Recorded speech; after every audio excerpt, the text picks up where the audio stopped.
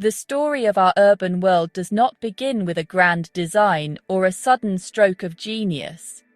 Instead, it unfolds slowly, almost imperceptibly, over thousands of years.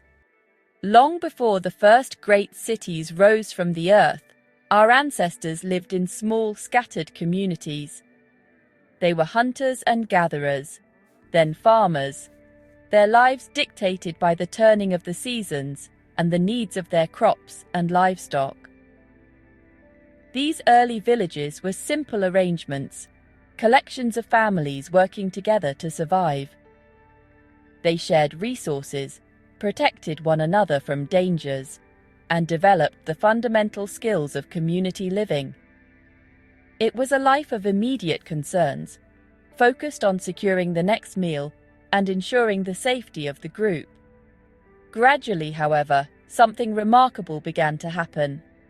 As farming techniques improved, these small communities started to produce more food than they immediately needed. This surplus was a revolutionary development. For the first time in human history, not everyone had to be a farmer. Some individuals could dedicate their time to other tasks, crafting pottery, weaving textiles, or working with metal. This specialization of labor was the first small step towards the complex societies we know today. The village blacksmith, the potter, and the priest became as vital to the community's success as the farmer who tilled the fields. It was a quiet revolution, born not of conquest, but of cooperation and practical problem-solving. This gradual process of social and economic change laid the very foundations for urban life.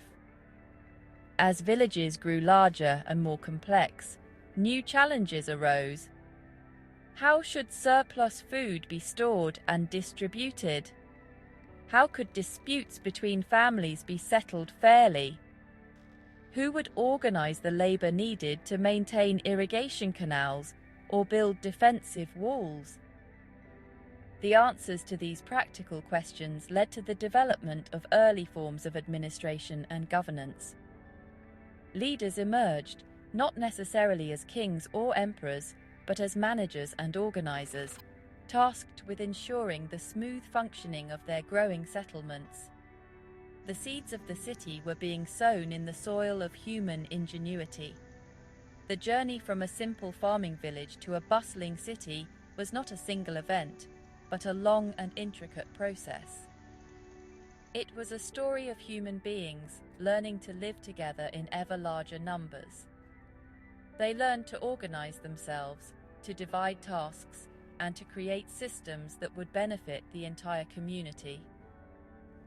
This fundamental shift in human settlement patterns occurred in several parts of the world, but nowhere did it happen earlier or more dramatically than in a sun-drenched land in the Middle East.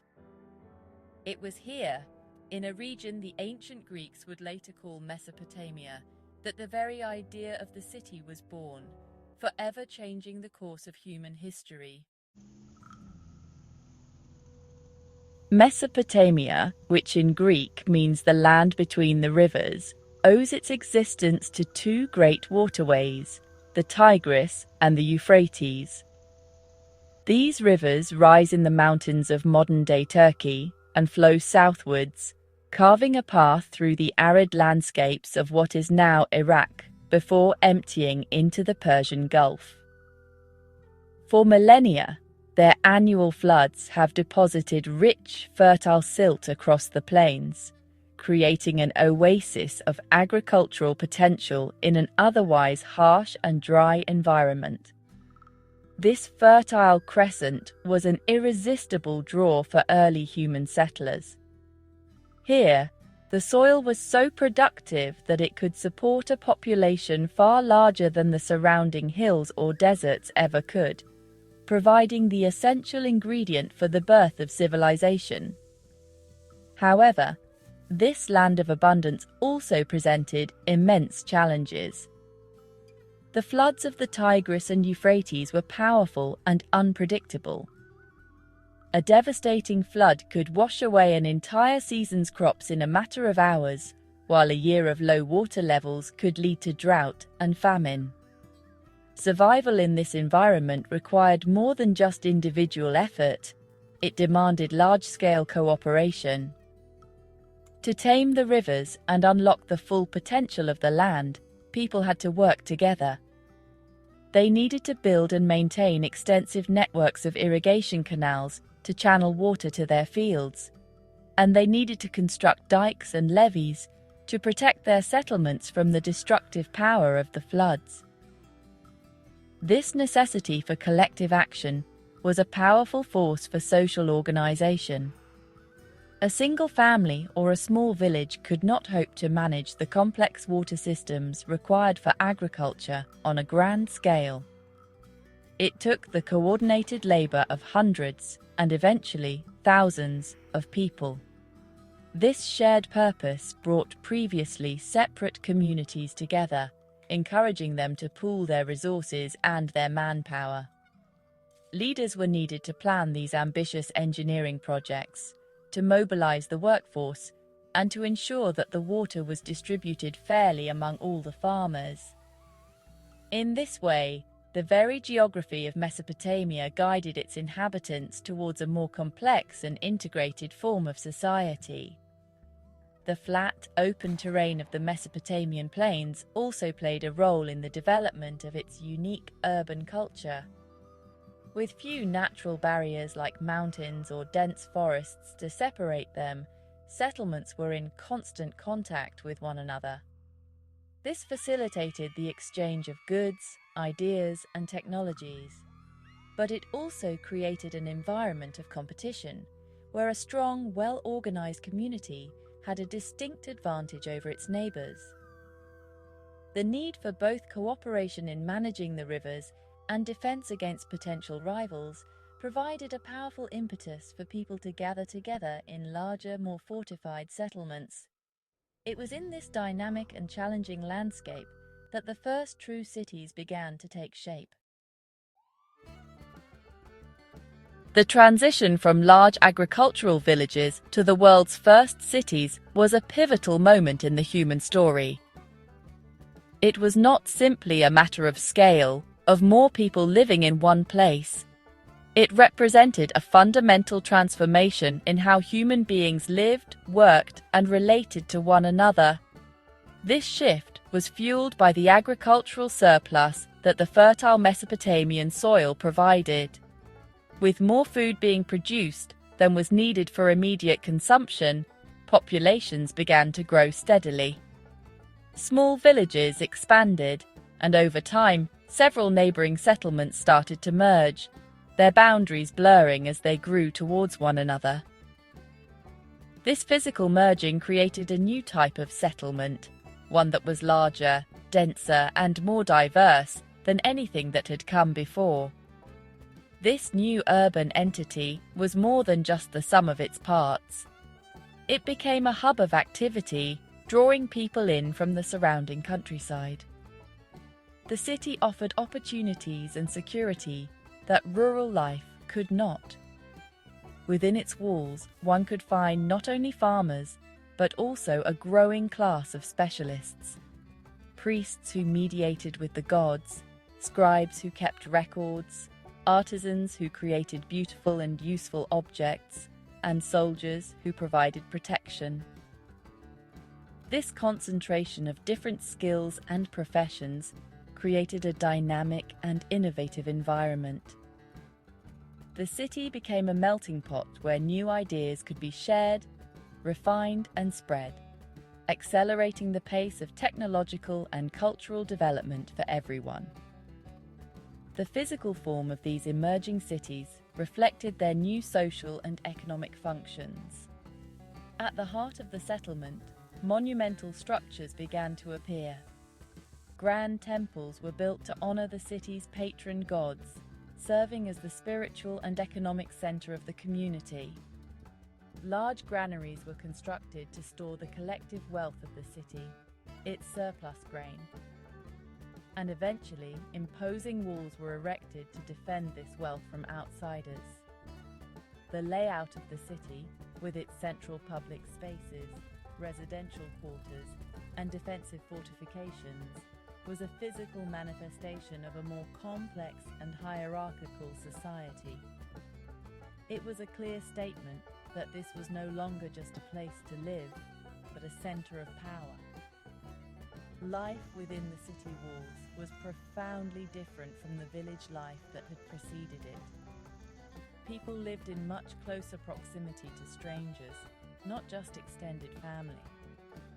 This required new rules and social conventions to govern their interactions. The rhythm of life was no longer dictated solely by the agricultural seasons, but also by the demands of a complex economy and administration. For the first time, a significant portion of the population was not directly involved in producing food. They were inhabitants of a new, man-made environment. The birth of the city marked the beginning of a new chapter in our history, one in which humanity began to reshape the world on an unprecedented scale. Among the early Mesopotamian cities, one stands out for its sheer size and influence: Uruk. Situated in what is now southern Iraq, Uruk was not just a city, it was arguably the world's first metropolis. At its peak around 3000 BCE, it may have been home to as many as 50,000 to 80,000 people, a population density unheard of anywhere else on the planet at that time. Its massive defensive walls, said to have been built by the legendary King Gilgamesh, stretched for nearly 10 kilometers, enclosing an area of over 5 square kilometers. This was a city built on a truly monumental scale, a testament to the organizational power of its rulers and the collective effort of its inhabitants. The urban planning of Uruk was remarkably sophisticated. The city was divided into distinct districts, with residential areas, commercial zones, and a large sacred precinct dedicated to the gods. At its heart stood two enormous temple complexes, the Anu Ziggurat, a towering platform temple dedicated to the sky god Anu, and the Iana Precinct, a sprawling complex of temples and administrative buildings honoring Inanna, the goddess of love and war. These structures were not merely places of worship, they were the engines of the city's economy. The temples owned vast tracts of agricultural land, employed thousands of people, and managed the collection and redistribution of goods, acting as a kind of central bank and administrative headquarters. It was in Uruk, driven by the practical needs of managing this complex temple economy, that one of humanity's greatest inventions emerged: writing. The earliest form of writing, known as cuneiform, developed from a system of simple pictographs used by temple administrators to keep track of goods. They needed to record how many sheep were received, how much grain was dispersed, and how many laborers were employed. What began as a simple accounting tool gradually evolved into a sophisticated script capable of recording laws, literature, and history. The invention of writing in Uruk was a watershed moment, allowing knowledge to be preserved and transmitted across time and space in a way that had never before been possible. Uruk's influence extended far beyond its walls. Archaeologists have found Uruk-style pottery, architecture, and administrative seals at sites across the Near East, from Turkey to Iran. This suggests that Uruk established a network of colonies and trading posts, creating the world's first urban and colonial network. The city was a beacon of innovation, its cultural and technological achievements spreading throughout the region. For centuries, Uruk was the largest and most important city in the world, a vibrant center of commerce, religion, and political power. It set the template for what a city could be, and its legacy would shape the course of urban civilization for millennia to come. While Uruk may have been the first true metropolis, the city of Eridu holds a special place in Mesopotamian tradition as the very first city created by the gods. According to Sumerian mythology, it was here that the god Enki, the lord of freshwater, wisdom, and magic, established order in the world. Located in the far south of Mesopotamia, near the marshy shores of the Persian Gulf, Eridu was deeply connected to the life-giving waters that surrounded it. Its very existence depended on the careful management of these waters, and this profound connection was reflected in its religious life. For the people of Eridu, the temple was not just a part of the city, it was the city's reason for being.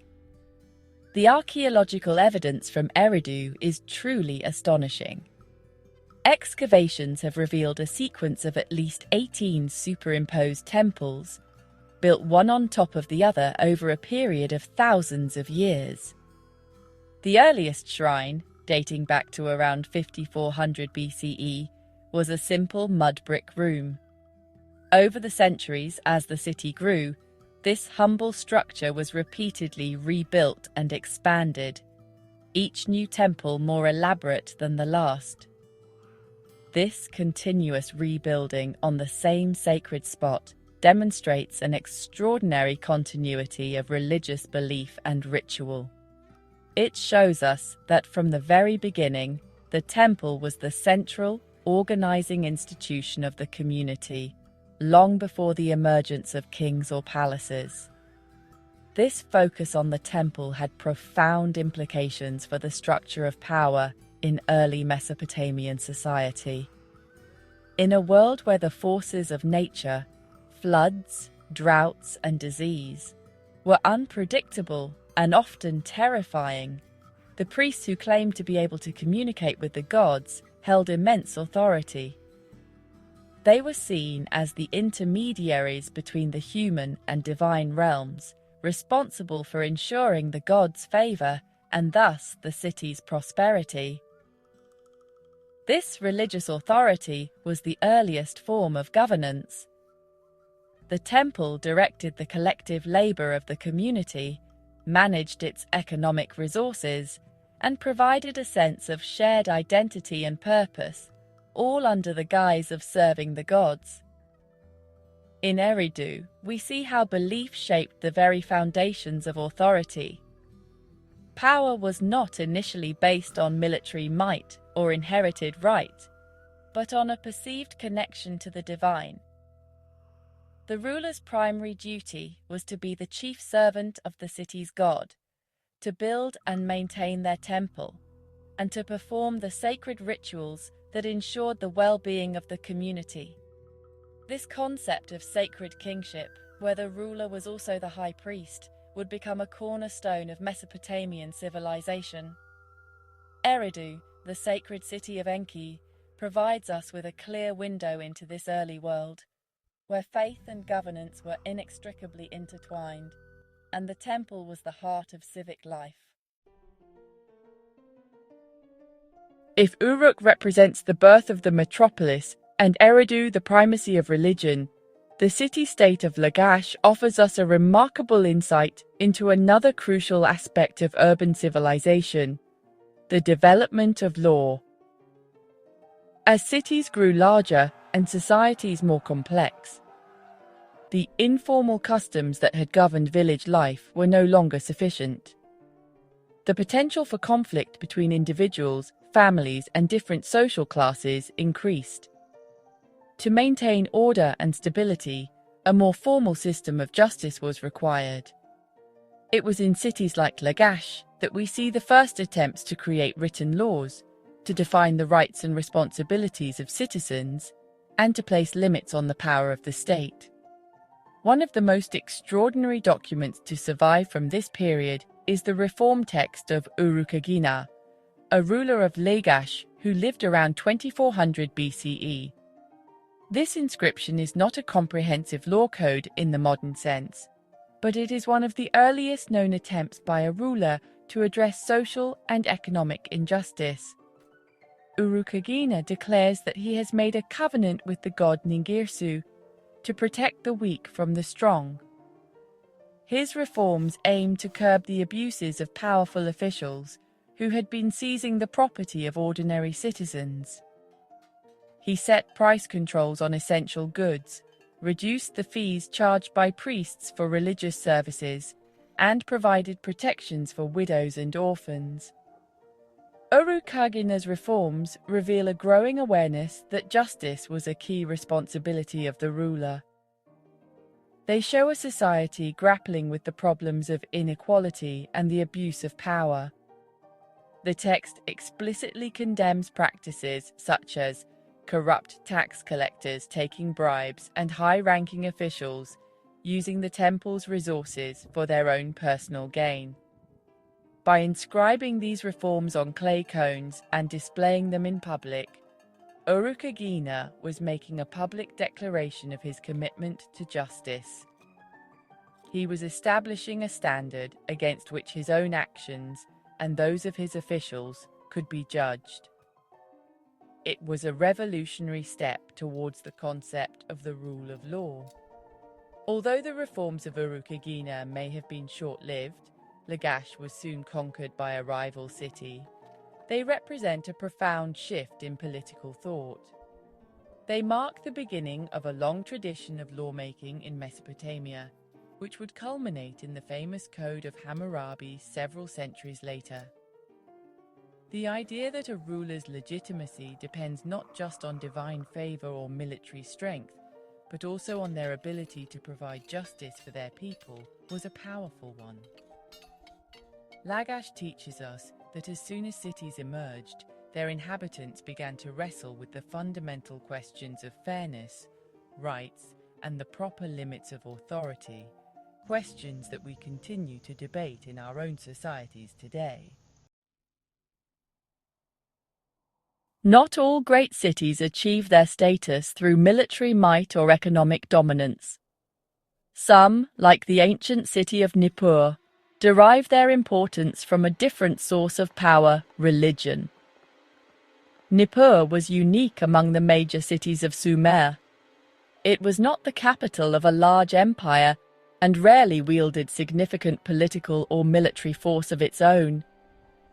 Yet, for over 2,000 years, it was arguably the most important religious center in all of Mesopotamia. This was because Nippur was considered the home of Enlil, the chief deity of the Sumerian pantheon. Enlil was the god of wind, air, and storms, and it was he who was believed to grant kingship to mortals. Because Enlil was the king of the gods, any aspiring ruler in Sumer sought his approval to be seen as a legitimate king. To gain this divine endorsement, a ruler had to control Nippur and honor its patron god. A king from Lagash, or any other city-state would demonstrate his piety by building or restoring Enlil's great temple, the Ekur. He would bring lavish gifts to the city and support its powerful priesthood. In return, the priests of Nippur would declare him the rightful king, chosen by Enlil to rule over the land. This act conferred a level of legitimacy that could not be achieved by military conquest alone. Nippur thus functioned as a kind of supreme court of divine authority. This unique role made Nippur a neutral and sacred space. While other cities were frequently engaged in bitter warfare with one another, Nippur was largely spared from destruction. To attack the sacred city of Enlil would be a great sacrilege, an act that would risk offending the most powerful of the gods and turning the entire land against the aggressor. As a result, Nippur became a safe haven, a center for scholarship, and a repository of Sumerian culture.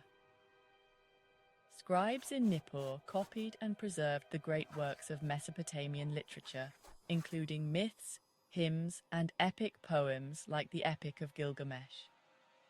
The city was the intellectual and spiritual heart of the civilization. The story of Nippur demonstrates the immense power of shared belief in forging a common identity. Although Sumer was a collection of independent and often competing city-states, their shared reverence for Enlil and the city of Nippur gave them a sense of cultural and religious unity. A king's authority was not just local, it was validated on a national pan-Sumerian level. Nippur shows us a different model of urban influence, one based not on coercion, but on consensus and sacred tradition. It was the city that crowned the kings, the place where earthly power had to come to seek divine approval, making it the quiet, unmoving center of the turbulent Mesopotamian world. The early cities of Mesopotamia did not exist in isolation. They were part of a dynamic and interconnected network, a web of settlements linked by rivers, canals, and overland trade routes. This constant interaction was a defining feature of the world's first urban civilization. It was a relationship characterized by a complex mixture of cooperation, competition, and conflict. Cities traded with one another, exchanging the surplus goods they produced. A city like located near the coast, might trade imported copper and stone for the grain and textiles produced in an inland city like Uruk. This trade enriched all the cities involved and fueled their continued growth and specialization. This interconnectedness also fostered a shared culture.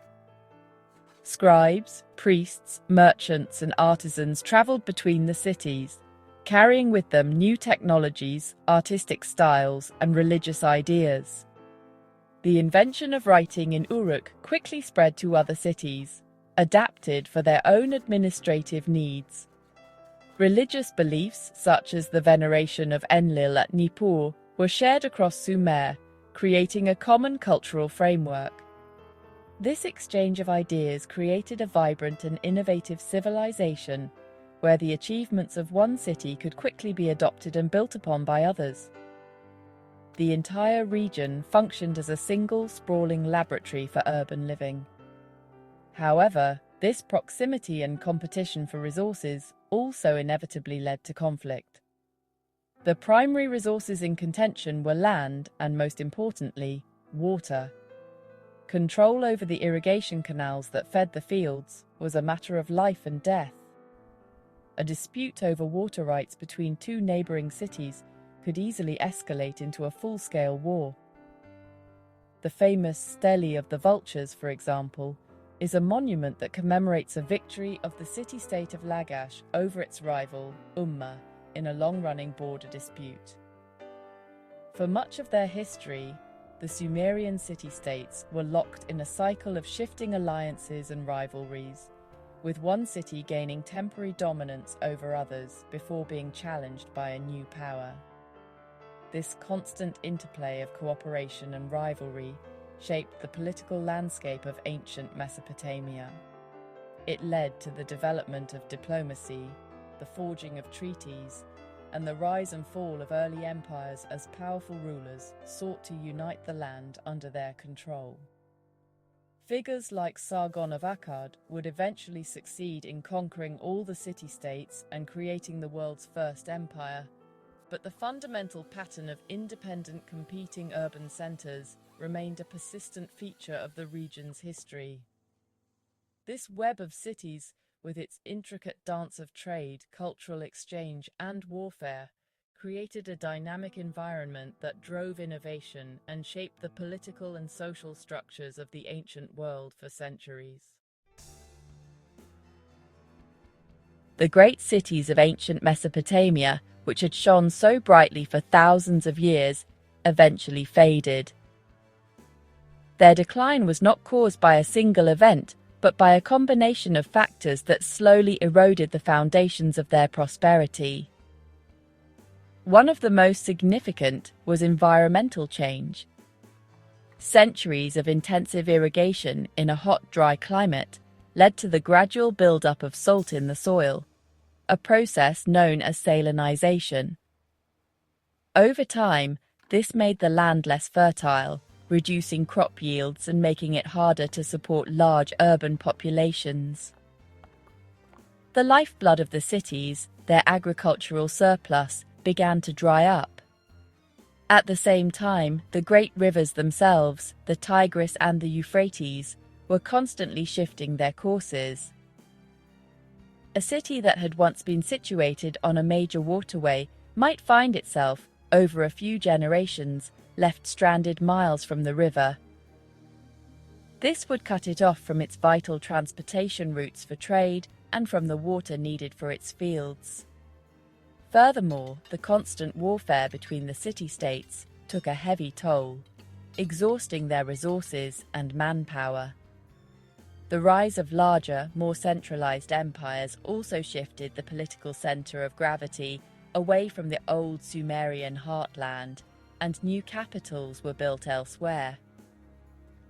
The old cities, once the center of the world, slowly fell into ruin and were eventually buried by the sands of the desert. For centuries, the names of Uruk, Eridu, and Nippur were forgotten, their stories surviving only in fragmented myths and in the writings of later civilizations. They became mounds in the landscape, their mud brick walls crumbled to dust. But their legacy did not disappear. It was absorbed and built upon by the Babylonians, the Assyrians, the Persians, and the Greeks. The innovations that were born in these first cities, writing, law, monumental architecture, astronomy, and the complex organization of urban life itself, became the inheritance of all subsequent civilizations. They laid the groundwork for the world we inhabit today. Every time we live in a city, consult a calendar, or write down a thought, we are, in some small way, continuing a story that began in Sumer over 5,000 years ago. The solutions they devised for the challenges of living together in large numbers, creating laws for justice, administration for order, and shared beliefs for unity, are still the fundamental challenges that all cities face. The ruins of these ancient metropolises are more than just historical curiosities. They are a profound reminder of the ingenuity and resilience of our ancestors and of the deep roots of our own urban world. The echo of their ancient walls can still be heard, a quiet but persistent testament to the dawn of civilization. Explore more ancient civilizations on Eternal Echoes.